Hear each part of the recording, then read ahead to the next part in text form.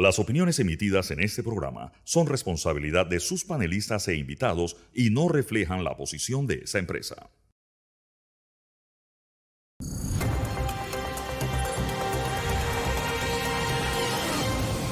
El Gobierno Nacional ha presentado una serie de reformas que busca cambiar la Ley 51 de la Caja de Seguro Social, con el único propósito de fortalecer la institución y mejorar el sistema de pensiones en el país. Hoy en Radar vamos a dar a conocer los detalles del Sistema Único de Capitalización con Garantía Solidaria, propuesta que ahora está en manos de la Asamblea Nacional.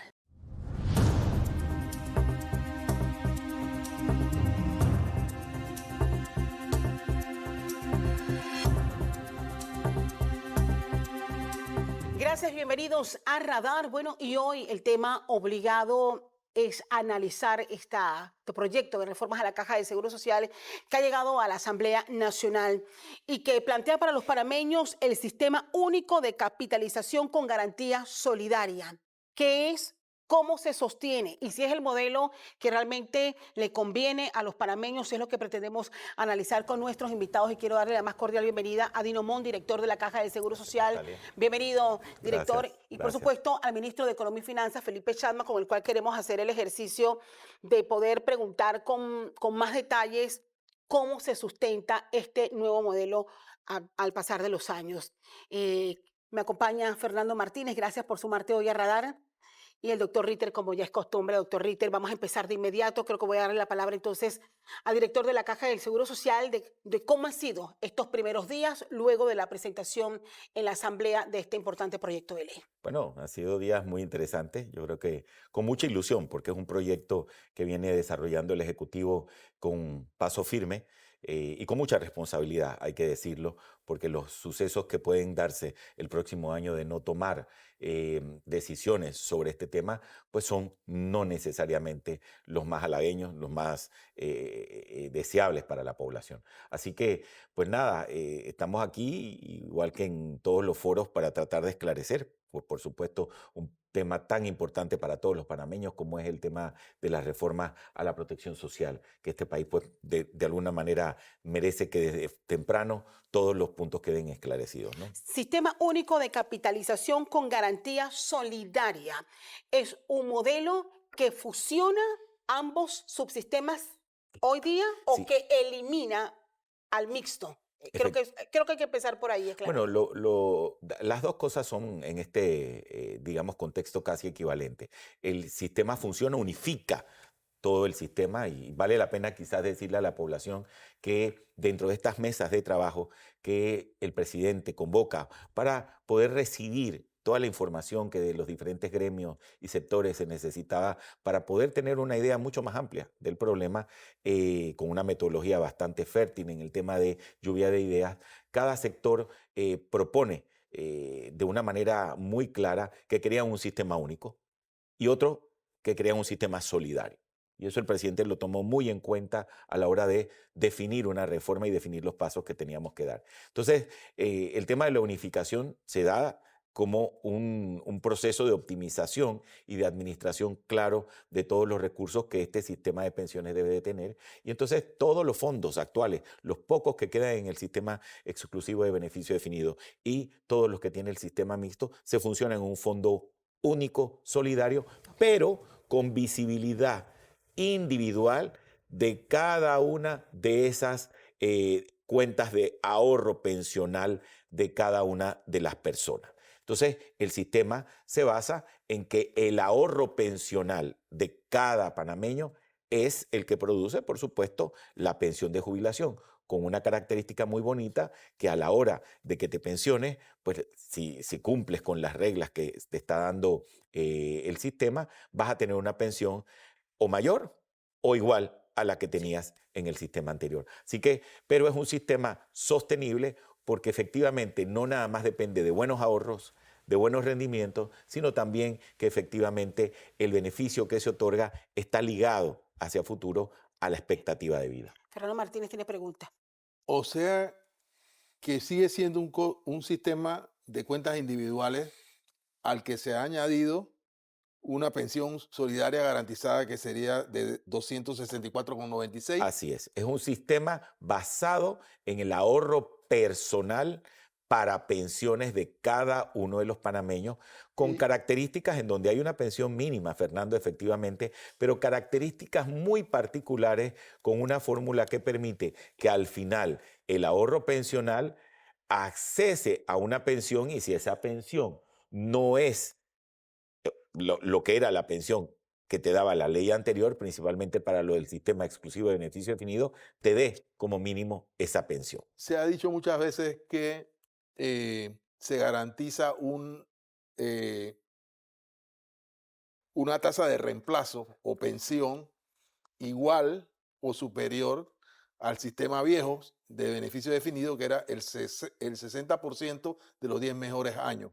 ¿Cómo se garantiza esa tasa de reemplazo o esa pensión? Primero porque se hace el mismo cálculo que se hacía antes para tener cuánto era el valor que te daba tu sistema anterior. Pero segundo, porque por ejemplo, una persona que le falten, no sé, 15 años para jubilarse, y que ya haya cotizado 30. De esos hay bastantes en el sistema. Y en esos 15 años, Fernando, esté cotizando sobre $20,000 de salario, ya no hay un techo. Esa acumulación en el ahorro personal de la cuota sobre $20,000 puede llegar a acumular tanto dinero. Recuerda que en la primera parte tú tenías un techo de 2,500, y cuando sumas todos los ahorros que tienes de la parte que cotiza de la reforma hacia adelante, porque de la reforma hacia atrás solo se toman salarios hasta $2,500, eso te puede dar una pensión de $4,000, $5,000. Entonces es una pensión mejor Pero a la esa que tenías pensión antes. es dependiendo de que tengas un alto ingreso. Exacto. Claro, Y pero aquí viene un tema. si te diera, Fernando, un valor menor, te Entonces respeta. tienes la mínima garantizada o solidaria. No tienes la mínima garantizada, Fernando. Tienes la pensión que te hubiera dado el sistema anterior. ¿Qué quiere decir? Que si el sistema anterior, por ejemplo, te otorgaba una pensión de $800 y con el nuevo cálculo te da 750, te llevas la mayor de las dos. No te llevas la mínima. La mínima es para aquella persona que, habiendo de alguna forma ahorrado, incluso en el sistema anterior, esa es la mínima pensión que tiene. Los 265 no salen al azar. La ley actual 51, con todos los ajustes, este año da una pensión mínima de $265. De tal forma que si tu ahorro pensional no llegara a acumular $265 como pensión, por ejemplo, llegara a acumular 190, el gobierno, dentro la del diferencia. sistema que se llama pensión, beneficio solidario, te da la diferencia de los 190 a los 265. Así que nadie se puede quejar porque tienes un sistema que te da mejores pensiones, igual o mejores que el que tienes hoy. Esta propuesta elimina el tope que tradicionalmente definimos, el tope de $2,500. Así Eso es. se elimina. Una de las cosas que nos llama la atención es que este nuevo tabla de cálculos te permite retirarte en el momento que uno desee retirarse. ¿Cómo funciona esto, ministro? Y una de las cosas que me ha llamado la atención también, que está abierto. O sea, abre la posibilidad de que se retiren antes de la fecha tope de edad de jubilación las personas que quieren hacerlo. O sea, hay posibilidad de que nosotros estemos preparados para la cantidad de personas que quieran adelantar su jubilación. O sea, ¿cómo han hecho el cálculo y cómo se sostiene ese sistema? Muy buenos días. Realmente esa pregunta es más pertinente al director de la Caja. Mi participación en este proceso ha sido porque los contribuyentes, a través del Tesoro Nacional, están poniendo un aporte enorme. Es decir, el mayor aporte al sistema lo están poniendo los contribuyentes. Es decir, un aporte supremamente solidario. Más solidario que eso, imposible. Eso cabe exactamente a la definición en el diccionario de solidaridad. Pero antes de entrar en ello, creo que es importante referirme a algo que se ha comentado mucho. Y haciendo honor a la verdad, esta propuesta no nace de un consenso. La metodología fue distinta. Nunca se dijo que iba a haber un proceso de diálogo para construir consenso. No. El gobierno nacional o el órgano ejecutivo no ha renunciado a su responsabilidad de tomar decisiones y a su iniciativa legislativa de proponer un anteproyecto de ley. Lo que sí se hizo en esta metodología fue escuchar a través de un diálogo, escuchar a todas las partes que quisieron traer propuestas sobre una reforma a la Caja de Seguro Social. De forma tal, la propuesta de ley no se construyó antes de, y es importante aclarar eso, se construyó después de acabada esa consulta. Producto de esa consulta, se tomaron todas las coincidencias que hubo en esas consultas y están incluidas en ese proyecto de ley. Importante aclararlo. Hubo otras que correspondieron que no están incluidas porque básicamente obedecían a un comentario que hizo el presidente de la República en varias ocasiones. Vamos a escuchar todas las propuestas, pero queremos que vengan sustentadas con su viabilidad y que puedan cumplir con lo que prometen.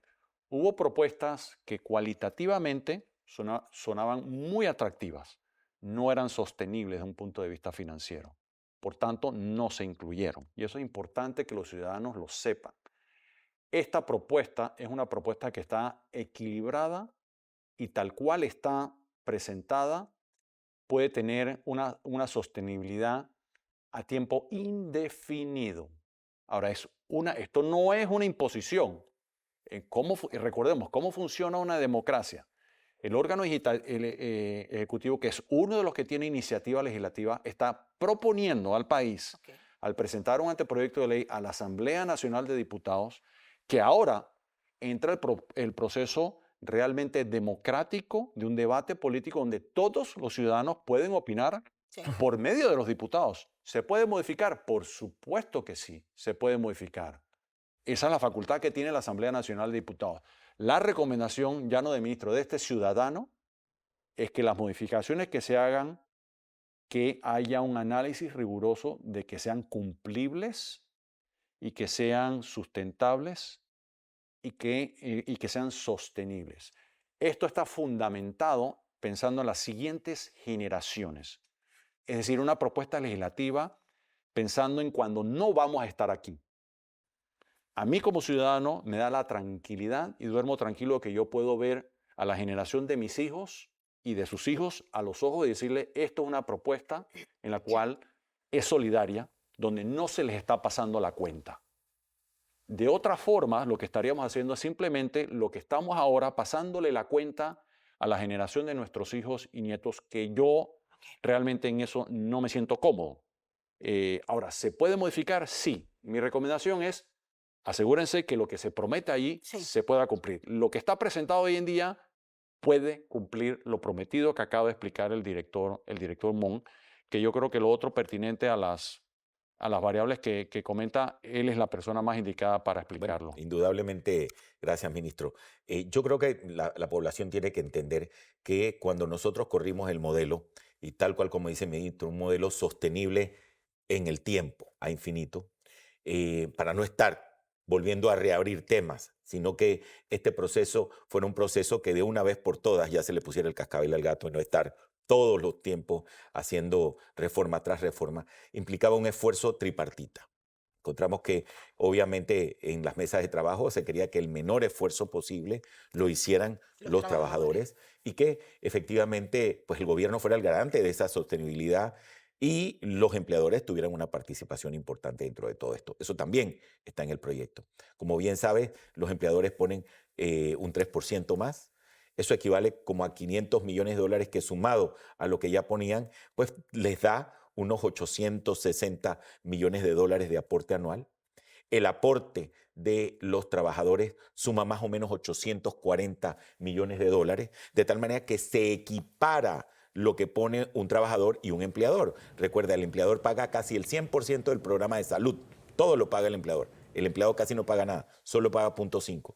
Y obviamente en el sistema de pensiones el empleado pagaba el 70%, porque es su jubilación, no es del empleador, y el empleador le cooperaba con 30%. Bueno, se sube la cooperación para que las dos partes operen en igualdad y que el empleador coopere con el 50% de la pensión del trabajador y entonces efectivamente hay igualdad. Eso se ponía en la mesa.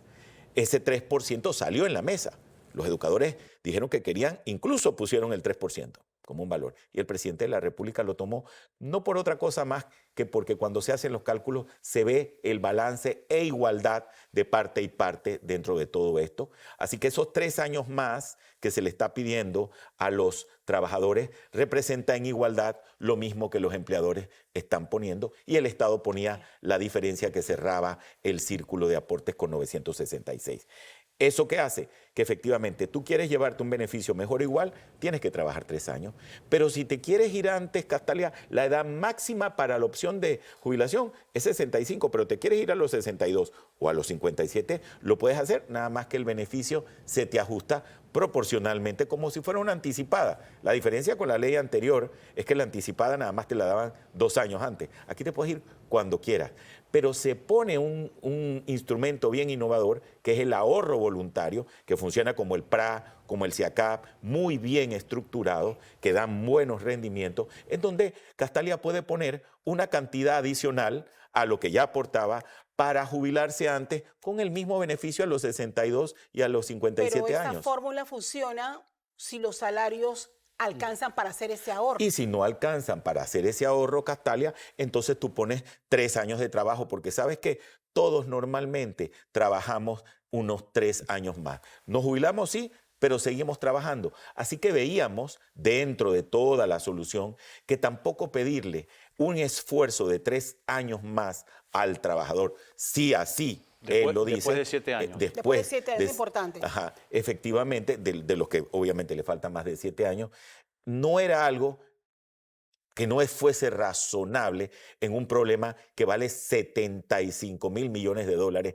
a valor presente. Tenemos que entender, y la población tiene que entender que el tamaño del problema es un préstamo de 75,000 millones de dólares que tenemos que pagar con los aportes del Estado, con los aportes de los trabajadores y con los aportes de los empleadores. Esto no es chicha de piña, como decimos en panameño, ¿eh? Esto hay que meterle dinero si queremos fondear unas jubilaciones que ya no nos tengamos que preocupar a futuro por esos jubilados. Y ojo, que el beneficio más importante es que ya no vamos a tener a jubilados en la calle que no les alcanza para vivir. Tenemos pensiones que están ajustadas al costo de la vida cada año. Eso no se tenía antes. Entonces, se están haciendo esfuerzos insignes por tratar todas las aristas de protección social en un proyecto único para ya dejar un futuro para este país. Doctor Ritter. Una de las críticas o uno de los señalamientos que se hacían, no crítica a este proyecto ni mucho menos, sino de las explicaciones que se daban, o que al principio era que el sistema no era sostenible por la pirámide o la inversión de la pirámide, de que eran los cotizantes actuales los que pagaban las pensiones de los actuales Así es. jubilados o pensionados. Con este sistema, la pirámide sigue igual, o sea, la inversión de la pirámide sigue igual. Ahora va a haber un 3% adicional de los empleadores, va a haber 3 años más por parte de los trabajadores, pero eso lo compensa lo que va a aportar el Estado para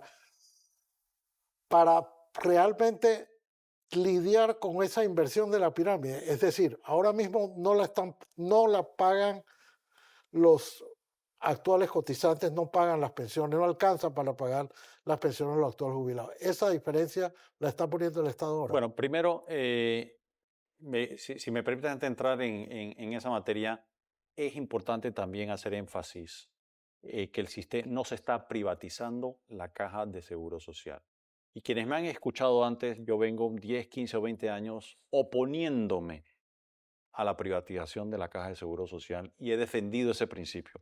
La caja de seguro social no será privatizada. Muy importante recalcar eso. El que dice lo contrario está faltando a la verdad y eso debemos hacer énfasis en ello. Lo del financiamiento por parte de los contribuyentes a través del Tesoro Nacional, también lo he comentado antes, en el pasado. Ya llegamos a un momento dado donde se había abandonado o renunciado a hacerle frente a este problema por décadas, de que iba a llegar un momento dado en que si los contribuyentes por medio del Tesoro Nacional no apoyaban solidariamente, los cambios en parámetros iban a ser terribles en la calidad de vida, en lo que se tenía que aumentar en la cotización de los trabajadores, de los empleadores, de los años de cotización, de la tasa de reemplazo, de la edad de jubilación. Si no se pone el aporte ese, los parámetros hubieran sido durísimos. Y eso es importante recalcarlo, durísimos. Y ahí viene, ¿de dónde sale el famoso 966, que suena a un número extraño? Teníamos dos opciones. Al unificar los programas, ya se tiene un ahorro que permite pagar las pensiones año a año, pero eventualmente iba a haber un flujo de caja negativo. Podíamos esperar a ese flujo de caja negativo y pasarle el problema a un siguiente gobierno, a una siguiente generación. E iba a empezar un problema 500 por año, 1.000 por año, creciendo, creciendo, hasta llegar a cifras de 7.000, 8.000, 10.000 millones por año. ¿Qué hicimos entonces? Mejor vamos construyendo un ahorro paulatinamente que permita que de esa bolsa del ahorro se pueda ir pagando esas obligaciones a lo largo del tiempo. Y voy a dar un ejemplo tal vez excesivamente simple. Es lo equivalente a que yo quiero adquirir una vivienda y para ello tengo que tomar un préstamo de 75.000 balboas, que son los 75.000 millones que ha mencionado el director, que es el dinero que necesitamos para pagar las futuras obligaciones. Si tuviésemos los 75.000 millones hoy en día, no tuviéramos que tocar absolutamente nada. Pero no tenemos casi que ni una fracción de eso.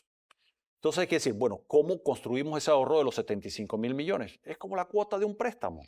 Entonces dices, bueno, ¿cuánto puedo pagar en cuota del préstamo?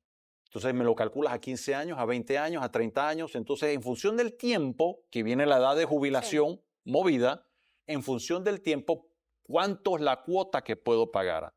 Y ahí surge el 966, que es la cuota casi que uniforme que se va a pagar a lo largo del tiempo, casi de manera indefinida, para financiar esa deuda e ir construyendo los ahorros suficientes para pagar esas obligaciones. Ahora bien, como sabemos que 966 no va a ser lo mismo en el año 2024 que en el año 2054, hay que ajustarlo al costo de la vida.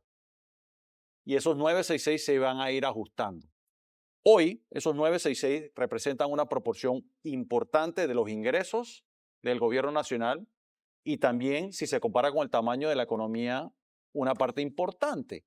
Pero en la medida que transcurren los años, ese peso relativo entre comparado con los ingresos y comparado con la economía va a ir bajando, de manera tal que el peso relativo para las futuras generaciones sea sustancialmente menor. La fórmula que ustedes proponen también es ambiciosa y ustedes han hablado de mejorar nuestro sistema de recaudación y acabar con la evasión. Sí. O sea, dependemos 100% de que eso funcione. Una parte importante. Y otro mensaje importante para los panameños. Aquí no hay improvisación. Y no solamente en esta ley. Antes se propusieron leyes a la Asamblea que unas se han aprobado, otras no, pensando exactamente eso. Este que está aquí sabía desde hace años que este día iba a llegar. ¿Cuánto era el monto? No sabíamos. No lo supimos hasta que se construyó la propuesta, acabado ese proceso de consultas. Sí.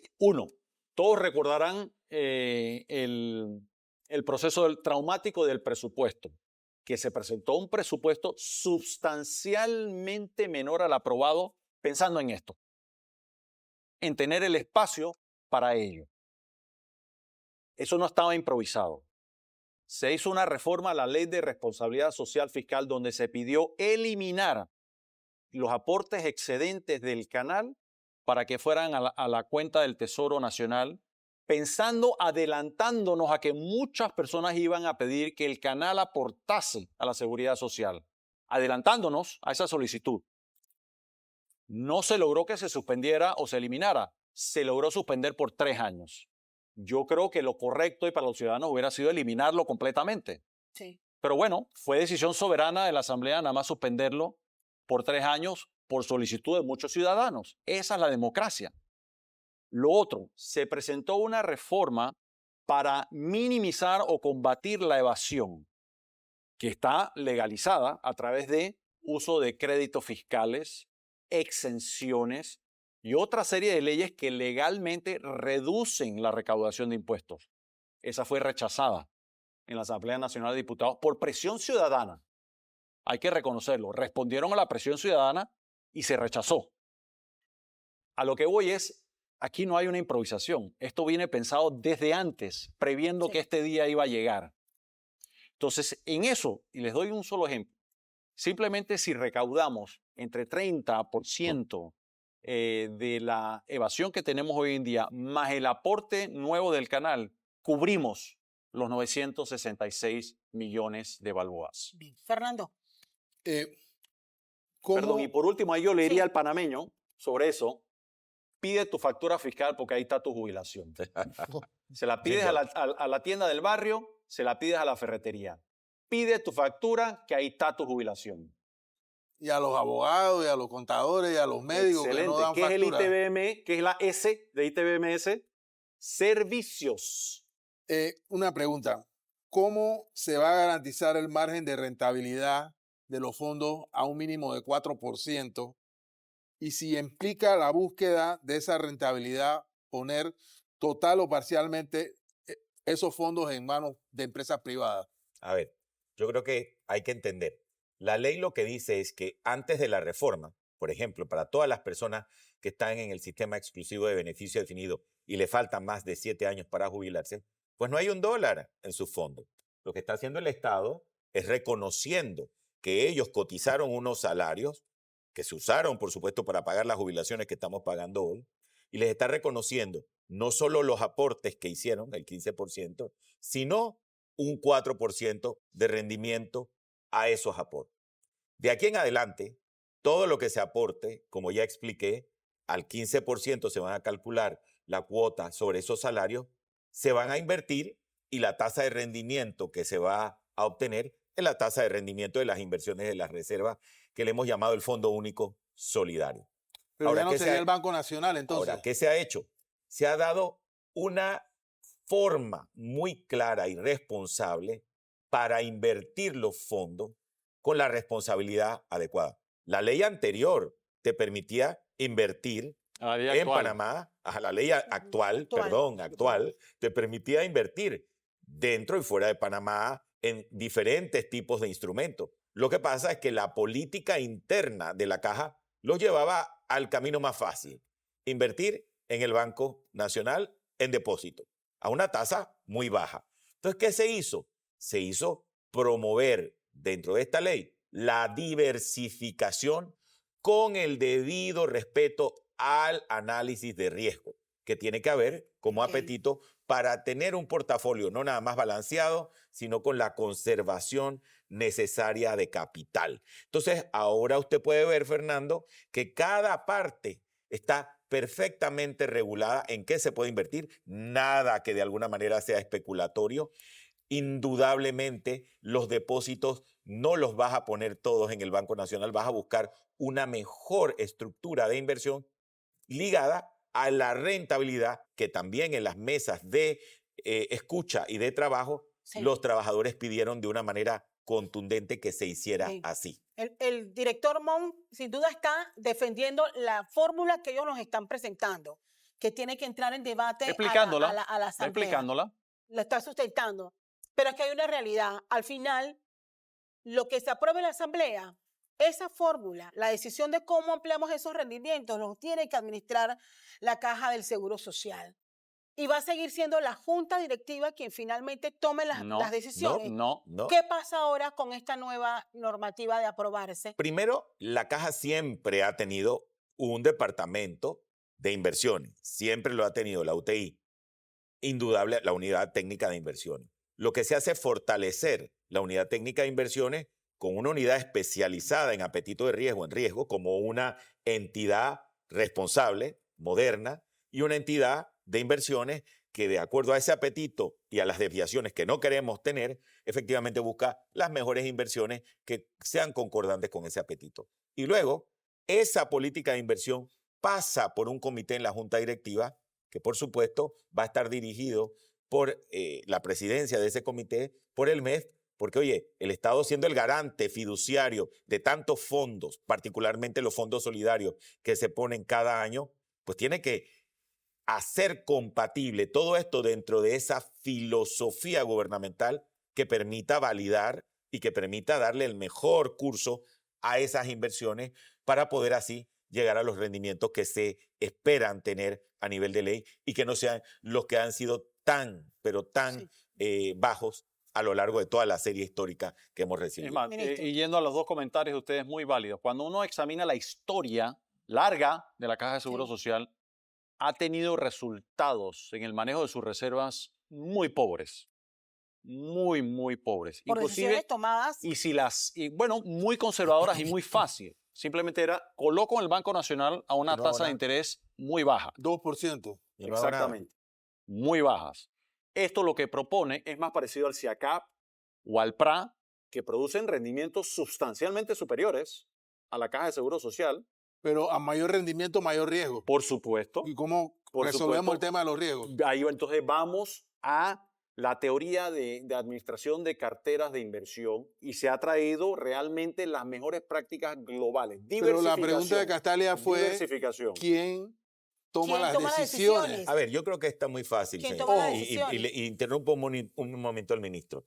Cuando ustedes ven lo que está escrito, señores, está escrito casi la copia si el FAP, la ley del FAP, está aprobada, y es una ley que ha venido y el FAP ha tenido buenos rendimientos. Si diferentes otras leyes del CIACAP están aprobadas, cuando ustedes leen, son copias similares, todavía mejoradas, sobre el sistema de un sistema de inversión controlado y que no permite fugas. Ahí no hay ningún instrumento especulatorio, no hay manera de que de alguna forma no se tomen criterios correctos que ya han sido aprobados. Si lo que le preocupa es que la Asamblea vaya a darle una tonalidad diferente, yo creo Sí. que no, porque lo que está escrito es traerla, como dice el señor ministro, las mejores prácticas que ya han sido aprobados por esa misma institución que definitivamente va a llevar esto a buena cuenta. Yo agregaría a ello la preocupación de ustedes muy válida. No, y la preocupación, ministro, y perdone que le interrumpa, y señor director, es que al final la junta directiva siguen siendo los mismos. Si me permite. No, pero en esta ley Cambia. ya hay quejas de que la ley disminuye facultades y discrecionalidades a la junta directiva y se las otorga al director. Si me permite. Incluso Sí. escuché al diputado Cedeño decir que no quería esa parte de la ley porque el tema de la discrecionalidad ahora Queda- aumenta en manos del señor director. Si me Señor permite. ministro, por supuesto que sí. Gracias por permitirme hablar. Tiene derecho a legítima defensa. Gracias. Y no es defensa, es una explicación a los ciudadanos. Recuerden, esto es una propuesta que tiene viabilidad y sostenibilidad de manera indefinida. Si se quiere cambiar, Ujú. es soberana la decisión es. de los panameños por medio de la Asamblea Nacional. Mi recomendación, que pidan que tenga el análisis de rigurosidad que garantice igualmente una sostenibilidad indefinida para cumplir las promesas. Se introduce algo innovador, pesos y contrapesos. Distribuir las responsabilidades y, si se quiere, el poder de toma de decisiones. Que se reparte como la junta directiva, una junta directiva que dicta las políticas de inversión, un comité de inversiones. Pero no aprueba y desaprueba como es ahora. Ok. No aprueba y desaprueba inversiones y no debe ser así, Ok. como ocurre en toda organización Moderno. de buena gobernanza. Usted vaya, por ejemplo, y busque el Fondo de Maestros de California, que es el más grande de los Estados Unidos. La junta directiva no toma esa decisión. Ok. Copiemos las mejores gobernanzas del mundo. Y es estatal. Es estatal. Entonces, la junta directiva toma unas Reglamento. decisiones, el comité de inversión toma otras decisiones y además hay un comité de riesgo que se tiene que cerciorar que cumpla ¿Y quién con los designa esto? criterios. ¿Y quién designa esta junta directiva, este comité de riesgo? La Dirección General de la Caja del Seguro Social designa al encargado de riesgo y al encargado de inversiones y la Junta Directiva, efectivamente, los miembros que participan en el Comité de Inversiones. ¿Qué hace la Junta Directiva de toda empresa moderna que administra inversiones?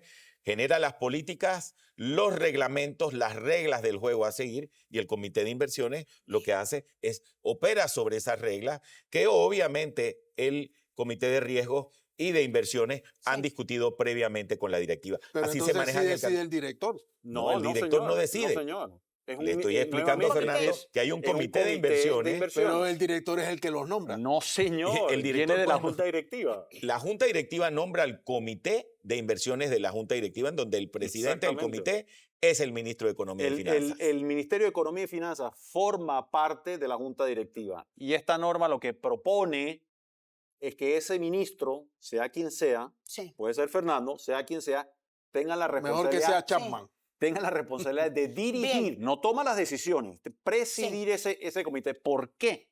Porque el mayor aportante de recursos son los ciudadanos por medio del Tesoro Nacional y están representados Ahora, por medio de ese ministro. Pero son miembros ajenos a la administración. Ahora, como funcionan las mejores prácticas globales, Dini, inclusive de jubilaciones, programas de jubilación manejados Termino- por los estados. termino con este punto con usted perdón, y paso a una Perdón, pregunta que Castalia, tengo pero pendiente. es importante entender que estamos mezclando dos temas. Una cosa es las inversiones y las facultades que están debidamente explicadas por el ministro Chapman y mi persona. Ahí no hay discrecionalidad alguna. Esto Cero. funciona de manera muy Cero. institucional. Y otra, la que Bien. dice bien Fernando, sobre la discrecionalidad para compras, que no tiene que No, ver nada administración. con inversiones. Bien. Y a eso es lo que de alguna manera quizás tenemos que dedicarle un tiempo a explicar A el porqué. explicarlo. Bien, quiero retomar lo que estoy seguro en casa porque de alguna manera queríamos entender cómo se sustenta el modelo. Pero hay cuotas que se tienen que aportar. Estamos claros que los asegurados tendrían que aportar 3 años las mujeres, 3 años los varones adicionales a su edad de jubilación, después de 7 años. El Estado del aporte, que hará por primera vez este aporte de los 966 millones que nos acaba de explicar el ministro Chapman. Y la empresa privada o los empleadores estarían aportando. No, y también el Estado. Sí, que los es empleadores. empleador. Ahí entre empleadores. Por eso dice la salida Entre de ambos es empleadores. 500 millones de dólares adicionales. Y los empleadores con un aumento del 3% de sus aportes. Pero ya hay renuencia a los 3 años, según las primeras reacciones, y ya hemos escuchado a sectores empresariales pedir que sea progresivamente. ¿Existe ese compás para que sea progresivamente en el caso de los empleadores o es necesario que una vez aprobada la norma, si es que se aprueba, Por supuesto, entre en vigencia por supuesto que inmediatamente? sí. El Ejecutivo ha cumplido responsablemente en presentar una propuesta que es sostenible, que es cumplible a un periodo indefinido.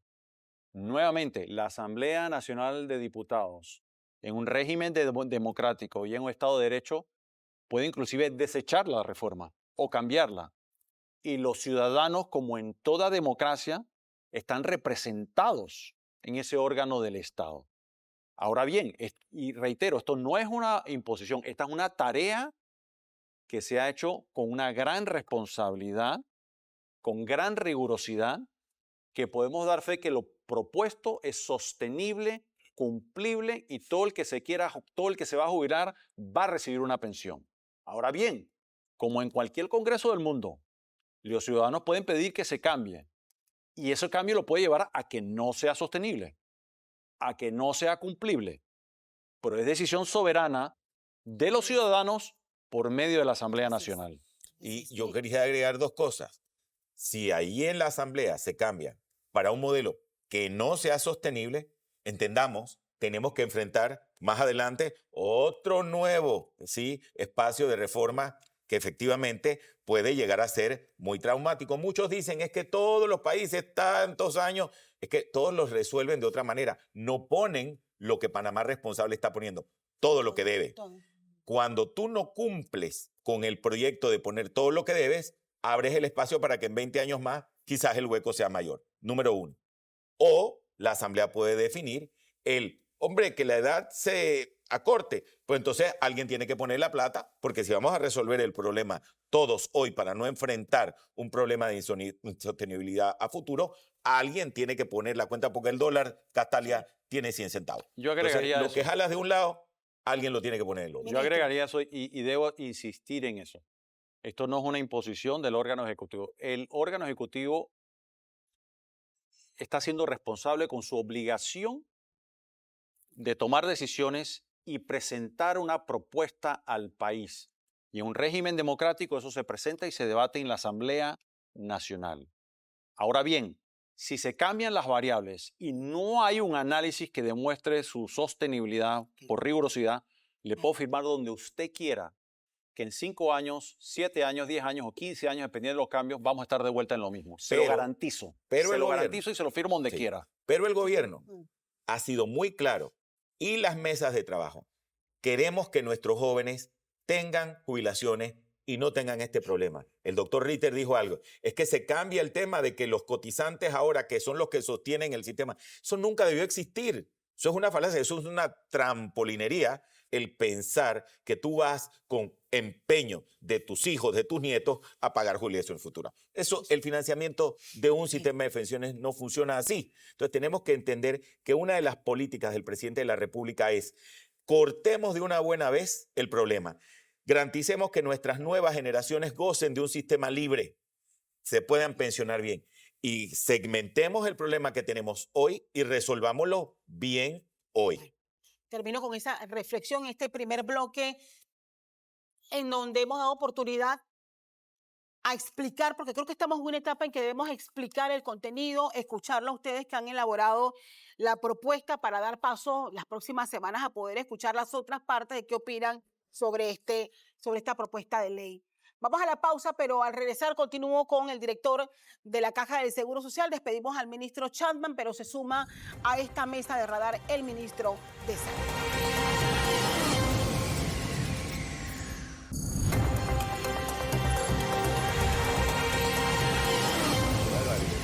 Estamos de regreso aquí en Radar esta mañana de domingo 10 de noviembre.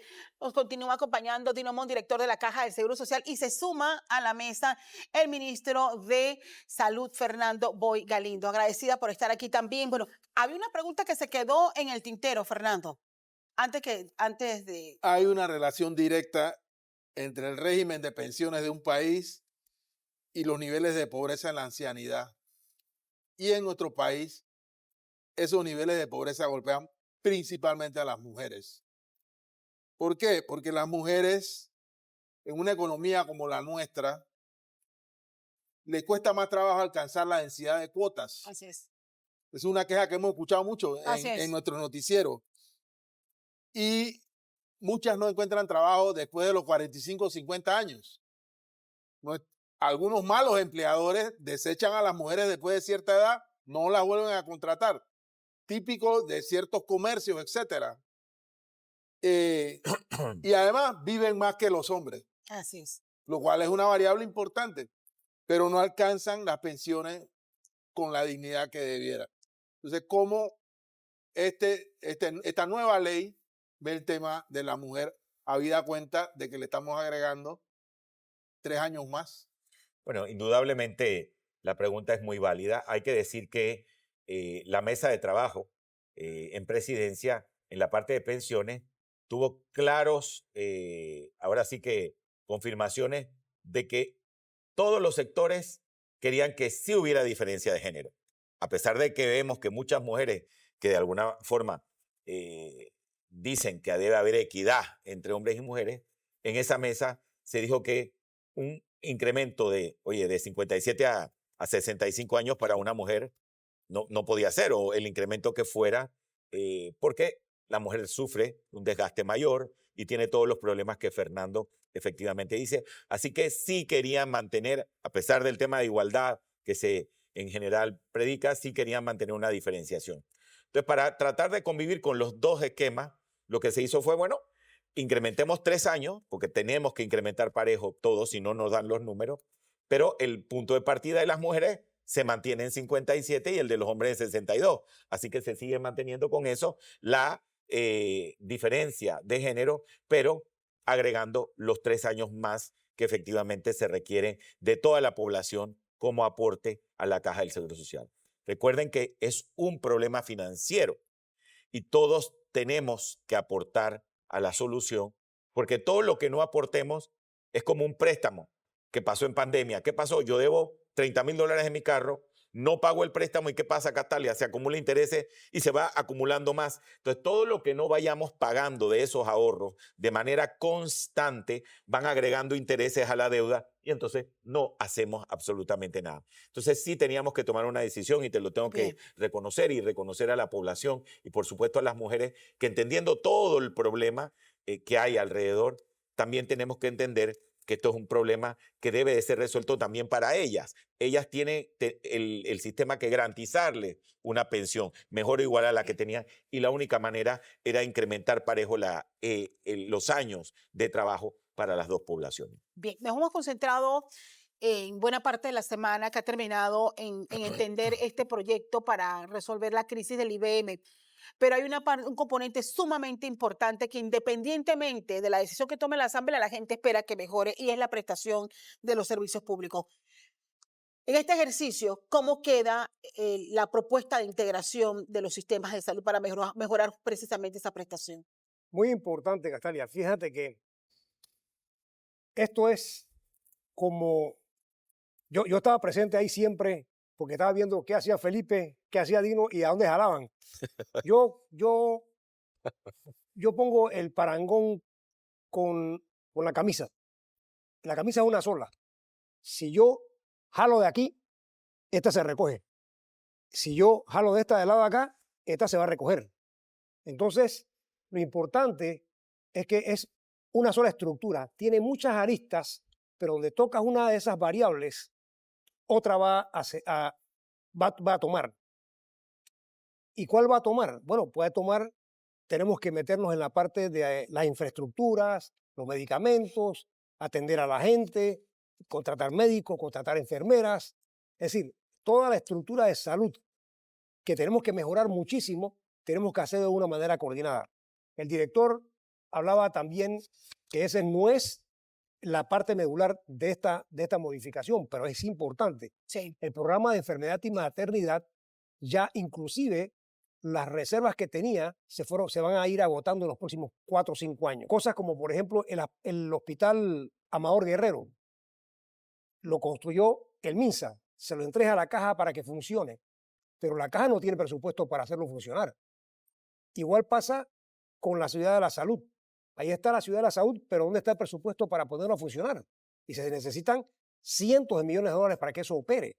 Entonces, todo esto nos lleva a un lugar, que es el poder coordinar una estructura de salud a nivel nacional que permita hacer ahorros, que permita que no haya discriminación entre un asegurado y un no asegurado y que podamos atender a la población en las comunidades donde ellos están. ¿Cómo se manejarían los presupuestos de inversión, por ejemplo? Sí, indudablemente en una primera etapa, Castalia, el ministro ya me lleva a la delantera, él estaba trabajando mucho más rápido en esto, pero una de las cosas que él mismo ha visto es que todo el problema de la integración efectiva y de la coordinación efectiva a través de todos los años, porque esto no es nuevo, todo el mundo ha hablado del sistema universal, creo que el ministro desde que está participando en todos estos temas lo ha oído, es que no se tiene un buen sistema único de costeo. Parece que es rocket science, pero oye, un hospital tiene un sistema de costeo, no sé cómo nosotros no lo hemos podido hacer. Preferimos invertir en otras tecnologías que en la principal, que es el sistema de costeo. Y poner todas las plataformas únicas. El ministro, sin lugar a dudas, ha trabajado mucho en ver cuáles son esas plataformas. Ya tenemos una plataforma de inventarios única que no nos costó un real, nos la donaron y es excelente. Tenemos una plataforma de telemedicina que bueno, él ya la puso en práctica, a mí me toca alcanzarlo lo más pronto posible, que a mí me va a permitir quitar la mora de especialista en una primera instancia, contratando paquetes de telemedicina para avanzar en eso rápidamente, pero también vaciar en una segunda etapa los hospitales para producir el rescate de las infraestructuras, porque mientras tenga la gente yendo, no puedo arreglar las infraestructuras deterioradas. Así que la telemedicina va a ser un tema que en los próximos 6 meses, entre el Ministerio de Salud y la Caja, lo vamos a utilizar muchísimo y ya los dos tenemos el mismo sistema. El sistema de expediente único, el sistema de laboratorios único, el sistema de teleradiología, todo eso ya lo tenemos. Claro, siempre llegar a la implementación es el tema. Una vez que esa plataforma la tengamos nosotros como instituciones gemelas trabajando juntas, todo lo que querramos integrar, todo lo que querramos hacer van a tener un nivel de controles que nos va a permitir efectivamente pensar ahora en cuáles son esos procesos importantes que nos lleven a un uso eficiente de los presupuestos que tenemos las dos instituciones. Para nadie, y el ministro así me lo dijo una vez, es rocket science. Yo sirvo al 70% de la población con 1.500 millones. Él tiene Sí. un poco más por todas las regiones que tiene que atender de 2.000 millones, poco más de 2.000 millones, y atiende al 30%. Junta eso y te tiene que alcanzar para poderle dar la mejor salud a los panameños. Pero hay que pensar en cómo hacerlo de una manera prudente. Hay muchas cosas que hay que hacer antes, pero lo primero es poner las plataformas juntas y hacia allá vamos. Fernando. ¿Cómo ayuda este proyecto de ley a tener un sistema despolitizado, libre de clientelismo, más transparente, etcétera, etcétera, etcétera?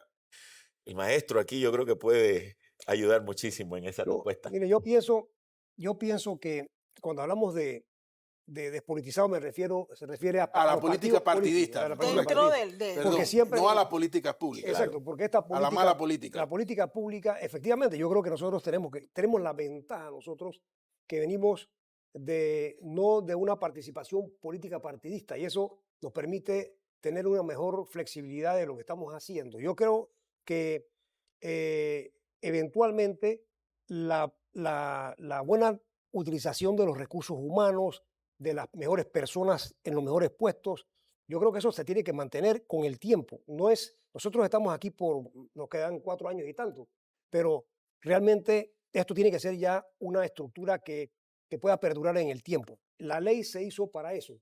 La ley orgánica se ha hecho que el IBM pueda perdurar en el tiempo.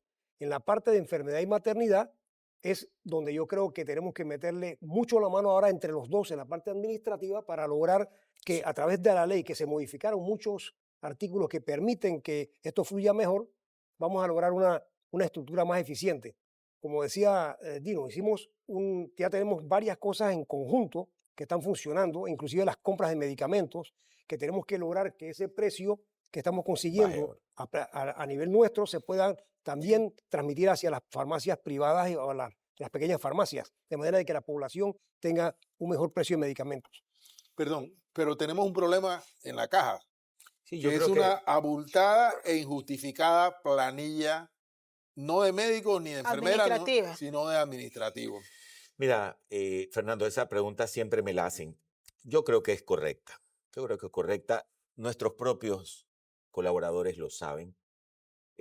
Nosotros nos hemos abocado en este mes a identificar dónde están esos polos de falta de eficiencia e ir relocalizándolos, porque también en otros, en donde necesitas más personal, pues no lo hay. Entonces, la primera opción es ir buscando los elementos que nos personal permitan, médico. claro, Sí. nos permitan ir relocando, reasignando gente, incluso dejando ir gente, que ya lo hemos hecho, para poder contratar a todos los personales que necesitamos. El Amador Guerrero se va a abrir y no tenemos suficiente médico para de alguna forma unir el Amador viejo con el nuevo y poder dar un buen servicio.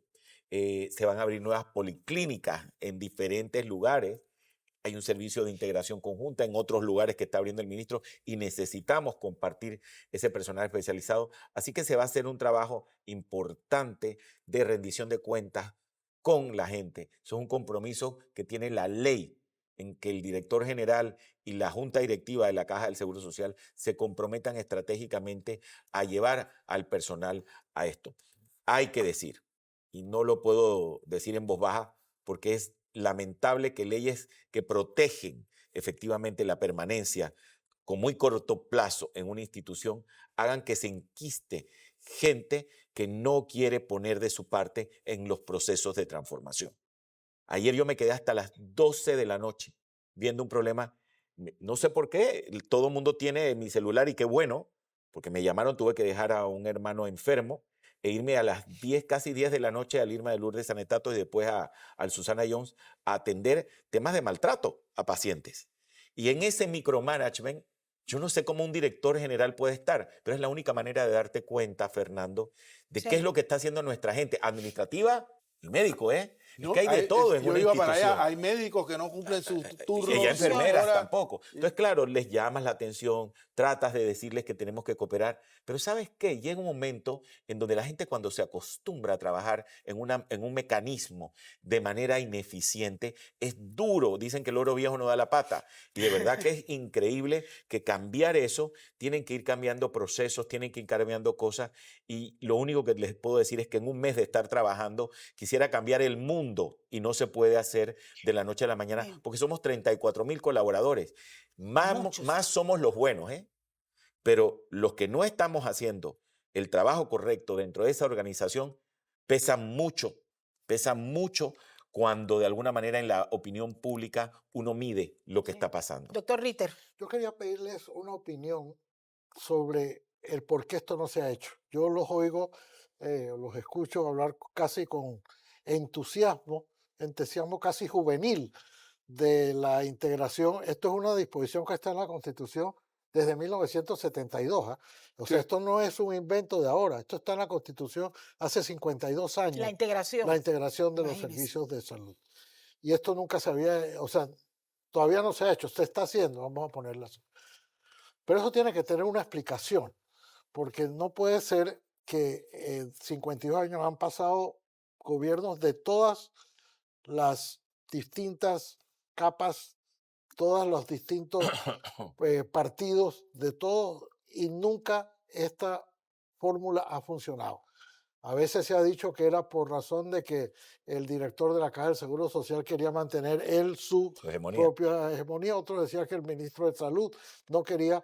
Ahora pareciera haber una disposición, y por suerte los tenemos a los dos juntos ahora, Sí. no para que me den o nos den a todos una evaluación de por qué, si la tienen, esto no se había hecho o no se pudo haber hecho antes y por qué ahora sí.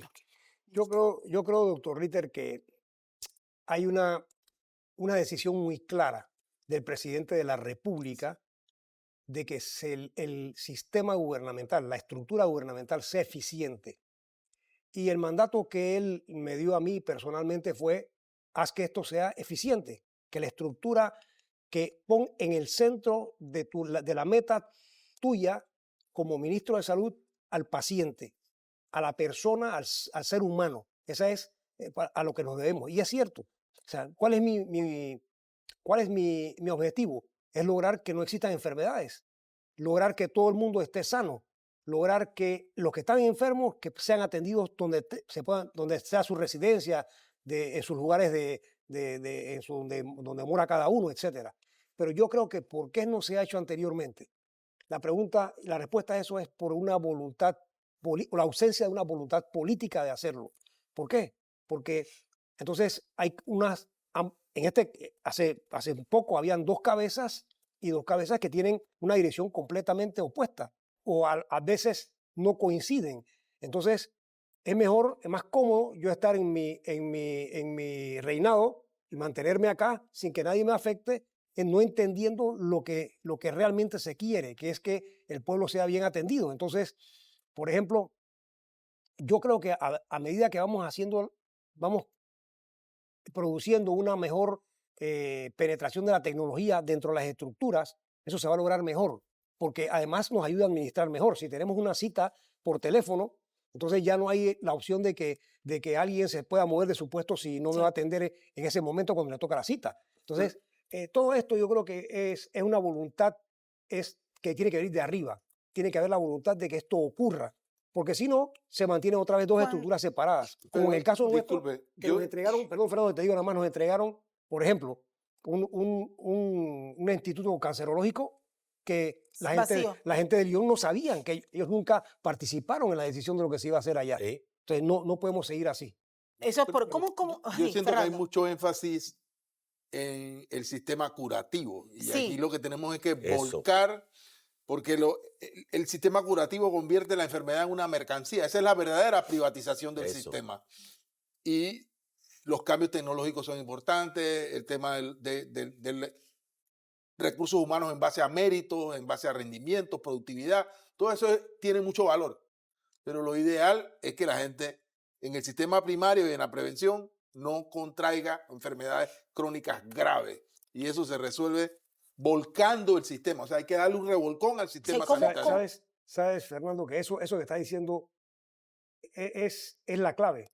Nosotros tenemos que irnos a la atención primaria, a enseñarle a la gente cómo nutrirse, cómo hacer ejercicio. Hábitos de vida saludables. Eso es lo que es, porque si nosotros logramos eso, vamos a tener una población que va a durar mucho, es longeva, y esa población, mientras menos enferma esté, menos costos para el Estado, para Correcto. poder mantenerlos. Pero ¿cuál es la fórmula para lograrlo, tomando en cuenta de que Mira que me pasó esto.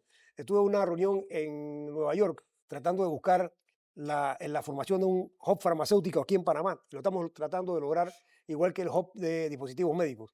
Entonces, la primera reunión que tuve con todas las farmacéuticas, le digo, ustedes saben, déjenme decir lo primero. Lo primero, mi misión más importante es no comprar un centavo a ninguno de ustedes. Entonces se quedaron serios y decían, entonces, ¿para qué tenemos la reunión? Digo, no, yo sé que todavía eso me va a tomar tiempo, pero en algún momento yo espero que eso ocurra. ¿cómo logramos nosotros, por ejemplo, Pero bueno. con esta duplicidad de funciones, MINSA, Caja de Seguro Social, donde los panameños no sentimos que ninguno de los dos cumpla con nuestras necesidades? O sea, al final esta integración va a permitirle al que nos está viendo en casa poder tener acceso a un cardiólogo, a un ginecólogo, a un obstetra, a cualquier otra especialidad, sin necesidad que yo decida si voy al Seguro Social o voy a un hospital Fíjate. del MINSA. Eso es muy importante. Y le agrego algo más para que no se me pierda la idea. Con la falta de recursos médicos que tenemos y de especialistas, o sea, ¿cómo van a lograr ustedes distribuir los pocos especialistas que tenemos con estas dos grandes demandas, pero sobre todo con la gran promesa que ustedes como autoridades están vendiéndole al país? Yo creo que ha dado en el clavo con el problema. El problema tiene que venir a través de la solución tecnológica, la telemedicina, porque nunca va a haber suficientes especialistas para cubrir a la población en sus casas. No existe esa posibilidad. Y cada vez la población crece más y los especialistas menos. Tratamos de que incentivemos la vocación de que, por ejemplo, la oncología se produzca más oncólogos, pero toma tiempo. Eso toma 5 años de producir un oncólogo, 6 años después de que ya es médico. Entonces, la única forma de llegar a eso, y ya lo hicimos, es a través de la telemedicina, tratando a un paciente, por ejemplo, en la comarca, a un cardiólogo lo vio desde aquí, le hicimos, tenemos unos equipos especiales que vamos a colocar en todos lados, de manera de que alguien en la comarca pueda atender al paciente y el cardiólogo desde acá darle sus indicaciones de qué hacer, qué tomar, y luego si es más complicado el asunto, entonces poder trasladarlo. Pero ese tipo de estructura a nivel nacional es la que tiene que ocurrir. Inclusive, tenemos que tener la forma de evacuación a nivel nacional, ubicados, digamos, en las provincias centrales, en Santiago, que puedan, a través de helicópteros, moverse hacia las áreas más remotas para poder evacuar a una persona que en un momento determinado tiene un problema. O sea, eso tiene que ocurrir de esa forma. ¿Pero eso es No hay otra suficiente? forma. O sea, ¿o hay fórmulas para tener más médicos, más especialistas? Las fórmulas que hay son que la gente primero, por supuesto, pueda llegar a acceder a todo el sistema, pues, de escalafones médicos y llegar a poder producir más residentes en cada una de las especialidades. Eso también tiene su reto a nivel educativo. Hay que hacer mucha coordinación con la universidad y todos los sectores. Allá también hay que ir. Pero como dice el ministro, hay que dar pasos importantes en la compra de paquetes de telemedicina a nivel local, y tengo que decirlo, con las debidas restricciones que la ley produce, tenemos que tratar de ir también a vislumbrar la parte internacional dentro de esto, que es la única que nos va a ayudar, por lo menos momentáneamente, mientras se forman los médicos, a tratar de tomar la batuta en términos de esa medicina digital que tanto nos hace falta. Así que yo creo honestamente que, igual que el ministro, sin esas variables y herramientas, nosotros no podemos ir y pensar en integrar un sistema de manera eficiente mientras cada uno no haga lo propio con cada una de las entidades utilizando estas herramientas en común. Y si hacemos un balance de lo que ha pasado con los primeros pasos que se han dado, por ejemplo, con el oncológico, ¿Qué ha pasado en estas primeras semanas Bien, con ese es proceso? casualmente hoy todavía no se ha podido utilizar los aceleradores lineales, y doy una explicación por qué. Hoy, casualmente en este momento, están en la Ciudad de la Salud el equipo de Lyon junto con el equipo del cancerológico tratando de evaluar eso, porque eso requiere de licenciamientos y de que el MINSA apruebe el funcionamiento de esos equipos. Y eso toma un tiempo. No solamente la aprobación, Pruebas. ya se ha aprobado todo, se sabe bien sobre los blindajes y demás, pero tiene una serie de papeleos que hay que hacer y que tienen que mantener eso muy en orden. Pero eso se está ya en proceso de que ocurra pronto, ¿no?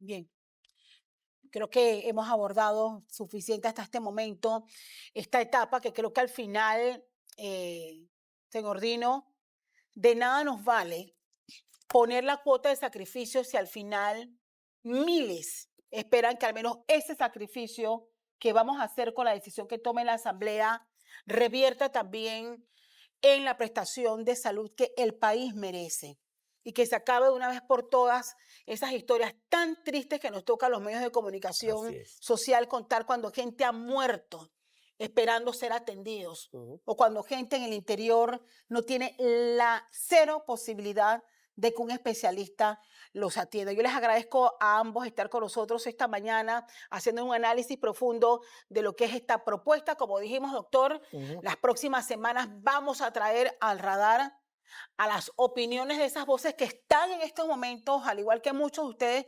revisando detalle a detalle este proyecto de ley que busca acabar con esta crisis. Gracias por acompañarnos y bienvenidos siempre. Vamos a nuestra pausa y regresamos con más de nuestro radar hoy 10 de mayo.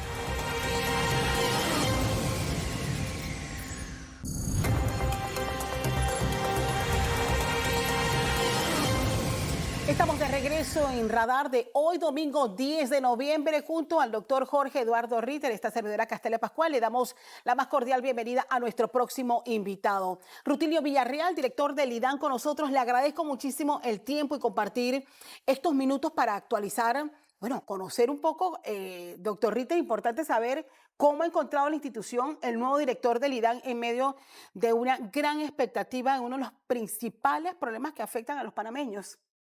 Buenos días, Bienvenido. Castalia. Buenos días, doctor. Buenos días a todos los televidentes, pues que hoy, 10 de noviembre, pues nos ven en este programa, ¿no? ¿Cuál ha sido la situación que han encontrado ustedes a su llegada al IDAN? Mira, nosotros a nuestra llegada al IDAN, pues hemos hecho una revisión muy rápida de la situación administrativa en cuanto y tanto encontramos las finanzas de la institución. Nos hemos encontrado alrededor de unos 497 millones de dólares en deuda. Alrededor de 1.400 millones de dólares en proyectos que están en estos momentos en ejecución, de los cuales, pues, para poder terminar esas obras necesitamos alrededor de 770 millones, ¿no? En la parte de las cuentas por pagar, pues, que ya muy bien acabo de terminar, los 497 millones, pues tenemos alrededor de 181 millones de dólares, pues, que están sin refrendo de Contraloría, con órdenes de proceder solamente y con trabajos ya ejecutados, que son los que hemos empezado internamente una auditoría de los mismos para, pues, corroborar el estado final de ese dinero, ¿no?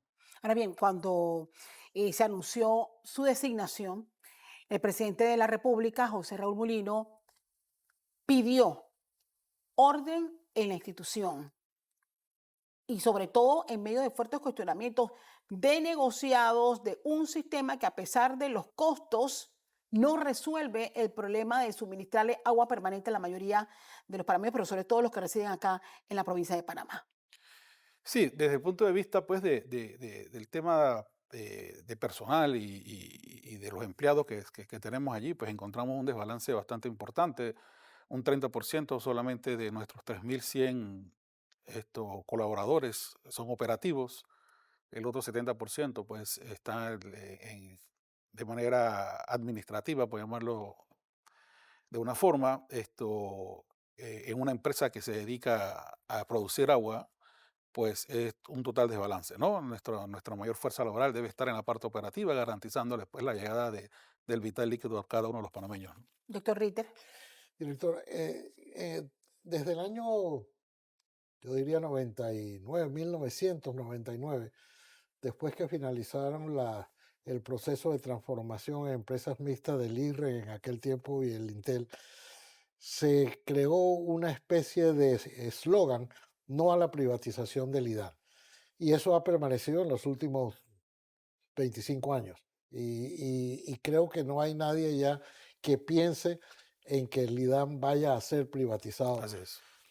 Pero yo le pregunto, esas grandes sumas, esas sumas millonarias que se pagan a empresas privadas, grandes y chicas, ¿no? Ellos dicen que son todas chicas, pero para los camiones cisternas, no es en sí misma una forma de privatización del suministro de agua potable. Sí, mire, nosotros, y es interesante pregunta, doctor, nosotros debemos distinguir entre lo que nosotros llamamos clientes y lo que son los usuarios del IDAM. Los clientes, pues, son aquellos que tienen un contrato fijo con nosotros, que pues reciben en gran medida el agua 24/7. En algunos puntos, pues, no la reciben de una manera regular, y es donde entran los temas de la distribución a través de carros cisterna propios de la institución. Para eso la institución tiene sus camiones para llegarle a estos clientes que por X o Y motivos el agua no le llega.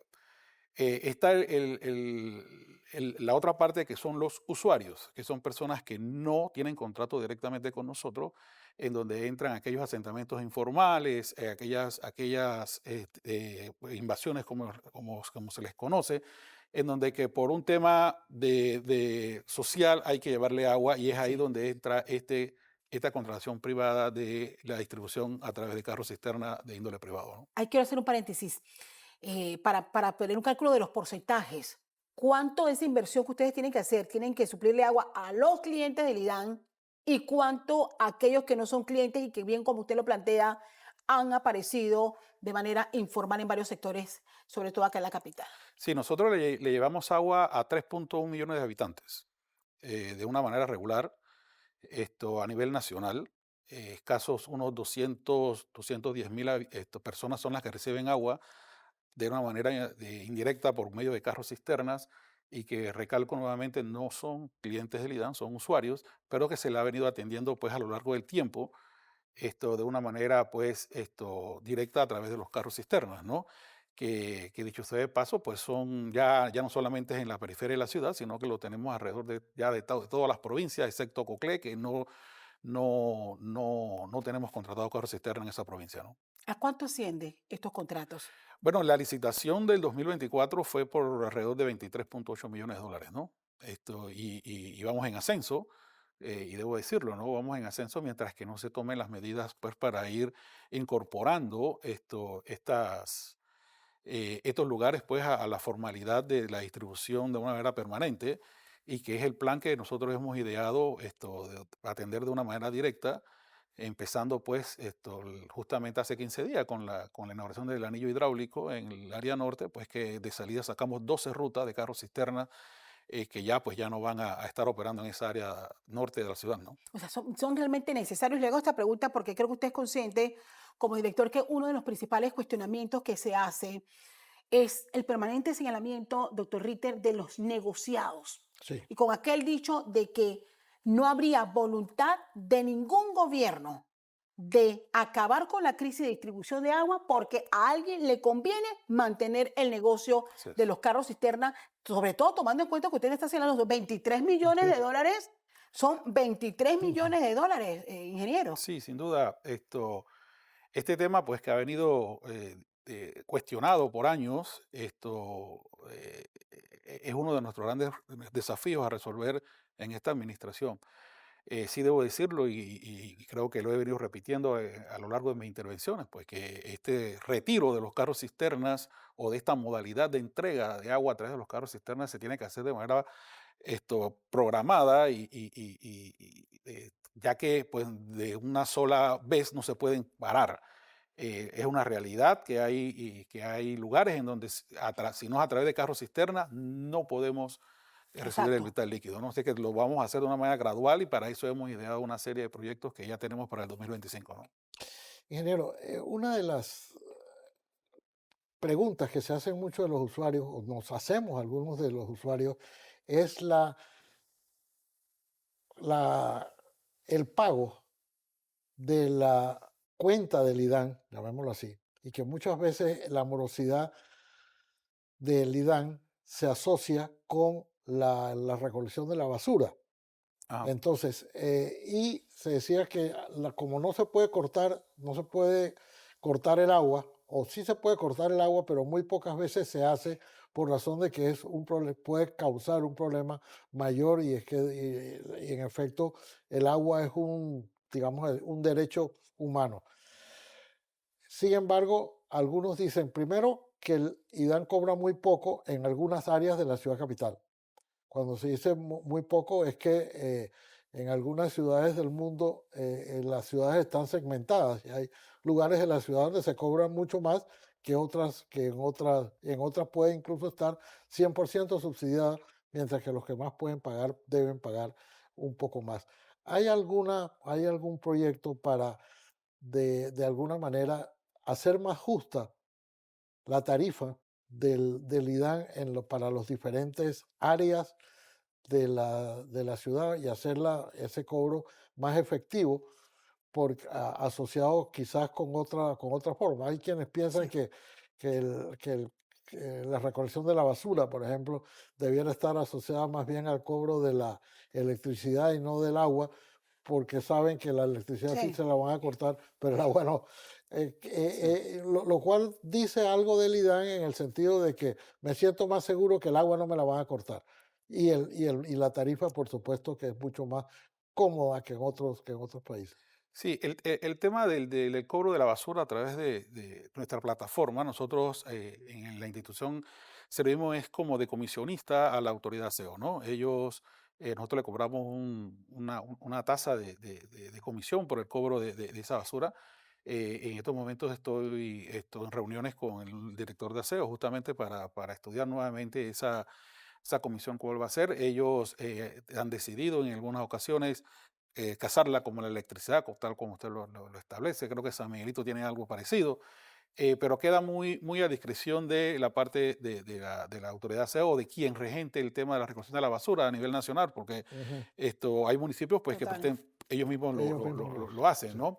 Con respecto al tema de tarifario, pues nosotros como empresa o entidad de servicio público nos tenemos que basar por las regulaciones que ASEP nos establece y ASEP ha sido muy directa, ¿no? Antes de hablar de tarifa tenemos que mejorar el servicio y en eso es que estamos concentrados, en tratar de mejorar ese servicio para entonces en un momento dado cuando ya pues se encuentren los niveles aceptables de servicio, pues entonces entrar a ver el tema de la tarifa, ¿no? Pero usted ha sido de la opinión de que en Panamá hay que revisar la tarifa, Bueno, director. la realidad es que los números no mienten, ¿no? Nosotros, pues, hoy en día nos cuesta producir mucho más dinero producir el agua que en 1982 versus lo que se cobra hoy en día, ¿no? Eso es un tema, pues, que sí hay que entrar a revisarlo en su debido momento, pero principalmente tenemos que mejorar el servicio y garantizar que el agua le llegue a cada uno de los panameños primero y entonces veremos ese tema posteriormente, ¿no? Precisamente quisiéramos conocer, director, cuáles son las proyecciones de usted como director con esa gran promesa de mejorar el sistema de distribución de agua que ha sido calificado incluso como uno de los asuntos que está acabando con la calidad de vida de miles de panameños, sobre todo en el área, en la provincia de Panamá Oeste. ¿Cuáles son esas proyecciones que ustedes tienen y Sí. los primeros pasos que se han empezado a dar y que podamos ver resultados a corto plazo? Mira, por más de 40 años, la inversión en infraestructura pública no ha sido la mejor y eso hay que reconocerlo. La falta de redes, de tuberías para poder llevar el agua a la vivienda, pues es muy baja. Tenemos apenas 11.000 kilómetros de tubería a nivel nacional. Hay un déficit de tubería de más de 1.700 kilómetros de tubería. Es Ujú. mucha tubería que instalar y va a demorar mucho tiempo. En temas de producción de agua en nuestras plantas, pues nuestras plantas están produciendo alrededor de 1.500 litros, de millones de litros por día. Eso es un montonón de agua. Y nosotros estamos estables en temas de producción. Hay algunos puntos, pues sí hay que reforzar, como Chitré, por ejemplo. En nuestro plan, pues justamente a muy corto plazo es con la microsectorización de los puntos donde el agua no llega 24/7 a través de la construcción de pozos profundos, su tanque de reserva y sus bombas que presuricen el sector. Ya en el área metropolitana, Raiján, en David, por ejemplo, vamos con un proyecto de optimización de redes. ¿Qué son optimización de redes? Pues es el control de las presiones de funcionamiento dentro de la red y el control de la fuga de las mismas, ¿no? Hoy en día, pues alrededor del 48% del agua que sale, por ejemplo, de Chilibre, pues esto se pierde. Sí. Esto en el análisis que se han hecho, no es que se fuga, unas que están que no están medidas, otras que sí se fugan. Algunos análisis, por ejemplo, sectorizados que ya tenemos, el área de San Felipe, el 62% que entra a ese sector no se sabe dónde está, se pierde por sus tuberías ya de data, ese tipo de cosas, ¿no? Pero el plan que ustedes han, bueno, cuando digo ustedes, es la institución ha llevado a Claro, cabo en los últimos años es tercerizar que algunas empresas hagan las reparaciones. correcto. Eso se tiene que ampliar tomando en cuenta la demanda que hay por la cantidad de fugas que hay en el sistema. Sí, sin duda, el proyecto de optimizar y de recoger fugas, pues esto ya está analizado y estudiado. Esto obedece a un préstamo dado por el BID y lo vamos a poner en funcionamiento el próximo año. Sí va a ser tercerizado, sin duda. Las empresas van a entrar a colocar estas válvulas de primer mundo o primer nivel, por llamarlo de una manera. Vamos a traer el tema del manejo del acueducto al siglo XXI, pues no podemos estar manejando esto con el acueducto de 1970 y tanto, ¿no? Tenemos que ya traerlo a la realidad de los años que estamos ahorita. Y entrar pues con ese control de fuga principalmente en la ciudad capital y en el área del oeste, que es donde tenemos registrado pues, la mayor cantidad de fugas, ¿no? Estamos con el recién inaugurado denominado Anillo Hidráulico del Norte. Norte. ¿Qué cosas puntuales de los efectos que deben sentir los clientes del IDAN en esta primera etapa de puesta en ejecución? Sí, esto es un proyecto pues bueno, ya es una realidad. Ya ustedes pudieron ver al señor presidente pues, accionar el bombeo en la Cabima. En estos momentos son 200.000 personas que van a poder tener acceso al vital líquido de una manera directa. Ya muchos se nos han acercado a la institución a hacer sus contratos, a hacer sus conexiones de manera formal, porque si en efecto el anillo está funcionando, están las tuberías nuevas, pero las casas tienen ahora que conectarse al anillo hidráulico, como usted, como el doctor se le hicieron en su debido momento. Y esa es la invitación que aprovecho para hacerle a la comunidad de Villa Grecia y todos los beneficiarios de este gran proyecto, ¿no? 200.000 personas que ya no van a tener falta de agua, que ya no van a estar recibiendo agua a través de las 12 líneas de carros cisterna que por años estuvieron recibiéndola. Y bueno, y ese es el objetivo, ¿no? Ir sacando de circulación cada día más el tema de los cisternas, ¿no? ¿Cómo avanzan los otros proyectos pendientes? Potabilizado de Howard, ¿me recuerda cuál es el otro proyecto Sí, que está pendiente? nosotros le llamamos los 5G, son proyectos que ya deben estar por culminar. Howard está en un 90 y tanto por ciento. Tenemos, sí es cierto, un tema de financiamiento pendiente. Fueron proyectos que nacieron sin financiamiento ya hace alrededor de 8 años. No se han podido culminar. Estamos haciendo las debidas diligencias pues, en concordancia con la Secretaría de Metas y el ministro Chapman al respecto para tratar de conseguir financiamiento de estos proyectos.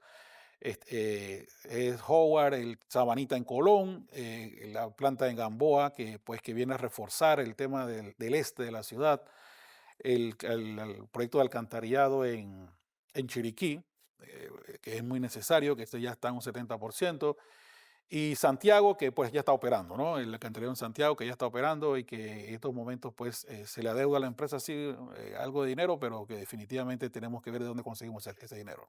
Hay una paralización este fin de semana por mantenimientos a la planta potabilizadora de Chilibre, pero también hay una realidad que tiene que ver con la energía que mantiene las plantas y los motores de esa potabilizadora.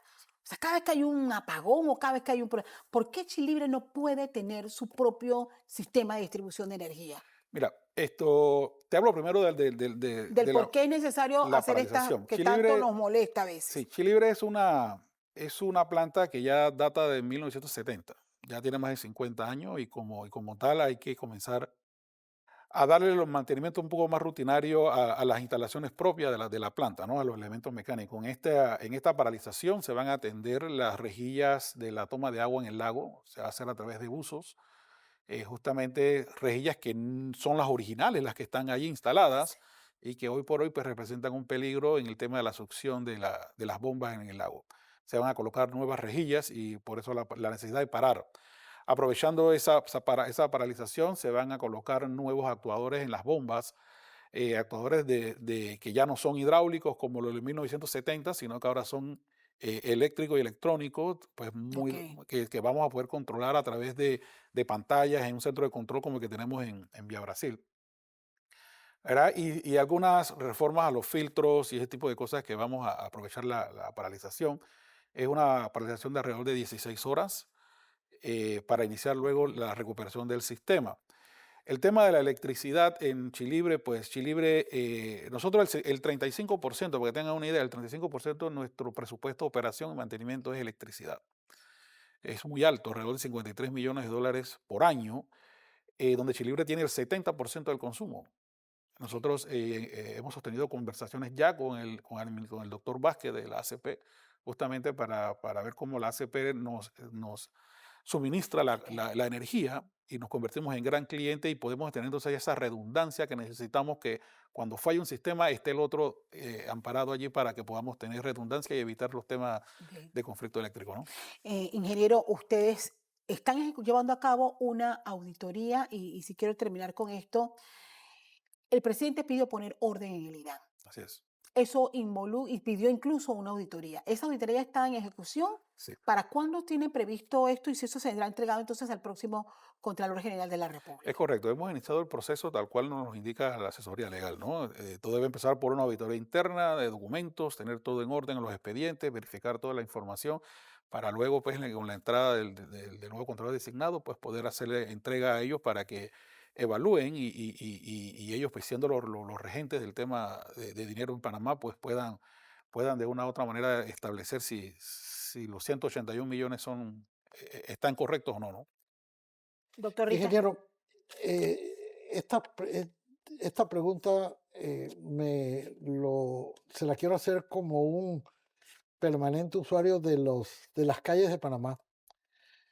Yo veo en muchos lugares que se interrumpe el tráfico por obras que se están haciendo relacionados con el saneamiento de la bahía.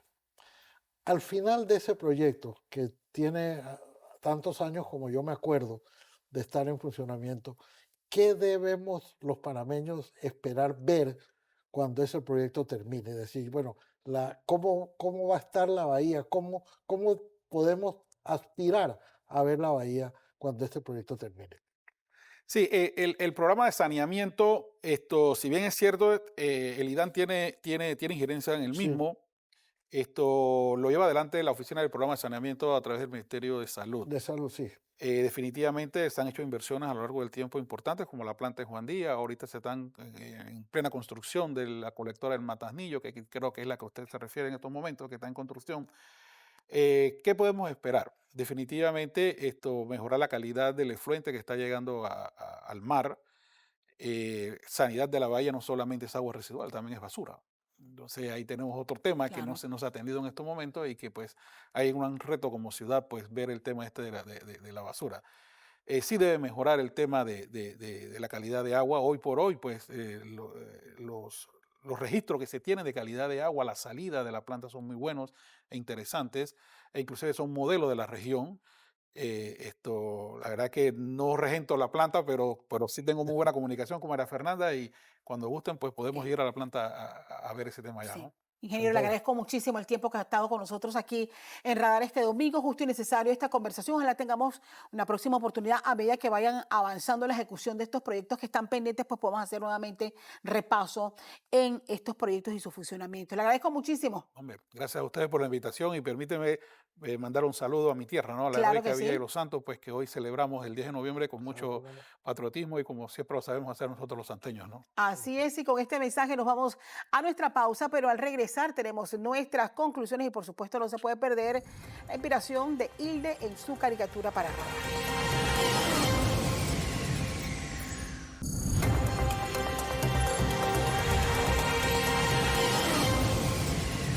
Bueno, estamos de regreso ya en esta parte final, doctor Ritter, Fernando, en que hemos procurado escuchar a los que han trabajado en la elaboración de este proyecto de ley con, digo yo que con un aporte de todos los que se sentaron en esas mesas, aunque esos sectores que vendrán en su momento a radar dicen, espérense que eso no es consenso, han dicho al menos Sí. en las últimas entrevistas. Porque nunca fue la intención en hacer eso un consenso. Y yo creo que en eso el gobierno fue muy claro desde el principio. Vamos a escuchar opiniones para que nos traigan propuestas.